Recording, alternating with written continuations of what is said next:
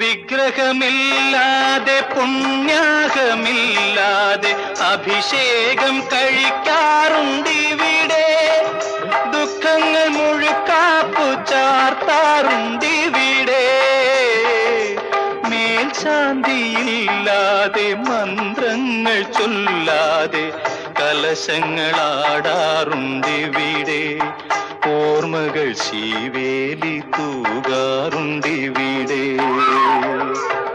നടപ്പന്തലില്ലാത്ത തിടപ്പള്ളിയില്ലാത്ത പഴയ ഗുഹാക്ഷേത്രം മാനവഹൃദയം ദേവാലയം.